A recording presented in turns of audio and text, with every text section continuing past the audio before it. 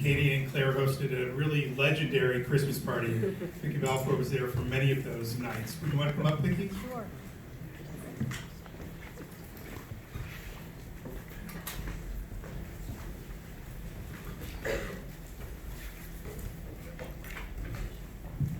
I'm a bit nervous.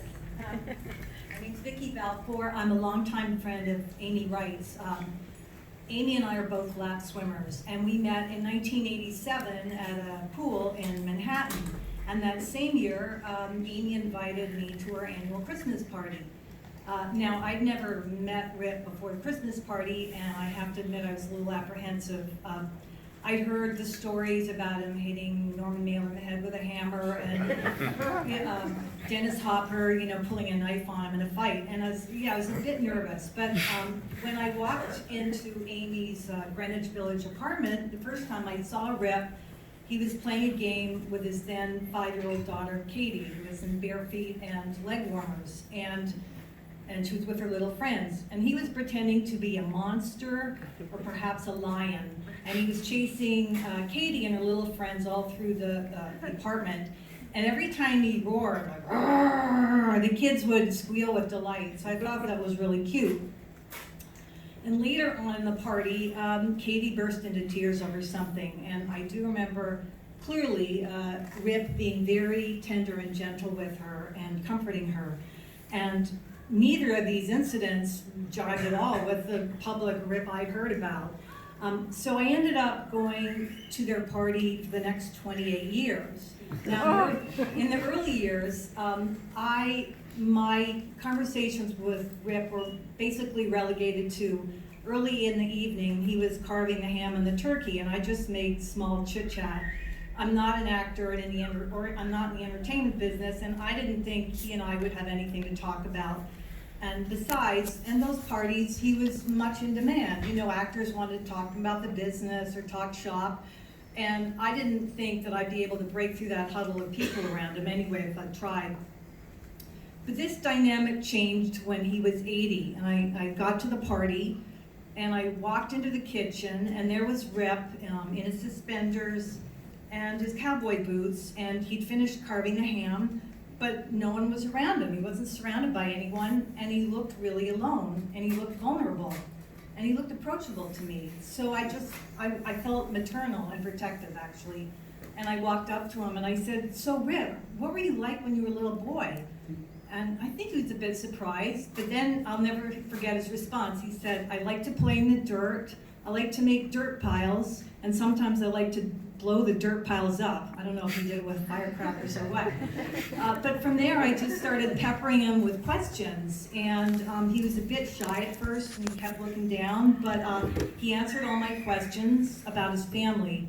And I thought, a lot of people talk about their family, they're sort of cynical asides, but Rip was very respectful and reverent, and he talked about them with sweetness. You've heard people talk about his grandfather before. He did talk about his grandfather, A. Spacek, who I think had been mayor of Granger, Texas, and how they spent time outdoors. And the cool thing about A., whose real name was Arnold Adolph, is that his friend Lyndon Johnson had given him the nickname A, so I thought it was really cool. Now I remember Rip talking about his father, who was an agriculturalist, and he seemed pretty resourceful.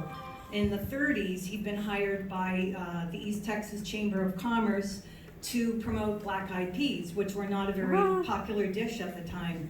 And Rip's dad wrote up a pamphlet saying that, it was good luck to eat black eyed peas on New Year's. And he sent the pamphlet and a can of peas to all the food editors in the South. And because of his efforts, it's quite a tradition now to eat black eyed peas on New Year's. Rip and I talked for a pretty long time, and I do remember Amy coming over to me after and saying, "What did you and Rip talk about?"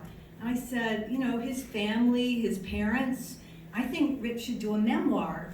Someone can correct me later, but I think, Rip talked in interviews about doing a memoir, but I don't believe he ever published one, which I think was a shame. Anyway, for the next 4 years, at those parties till 2015, the last time I saw Rip, I made a specific point to draw him out about his different parts of his life, like his stint in the U.S. Army. He was a military police officer in the Korean War. But most of all, I like to talk about his beloved garden in Connecticut, how his raspberries had done that year, or apple trees. And I remember him complaining about a man in Connecticut who had been trespassing and stealing the apples from his trees. And if I can recall correctly, I think Rip said that he told the man he was going to get a shotgun if the man ever showed up on his property again. So, I did think, though, Rip could be a very entertaining storyteller, and this might be a little bit too personal, but I always thought that Rip had very private, deeply rooted sorrow and melancholy, and it made me think that it's too bad he never got the chance to play King Lear. Finally, I just want to say, I always liked the way Rip said Amy. He didn't say Amy, he said Amy. It was as if he wanted to linger on her name and never let it go.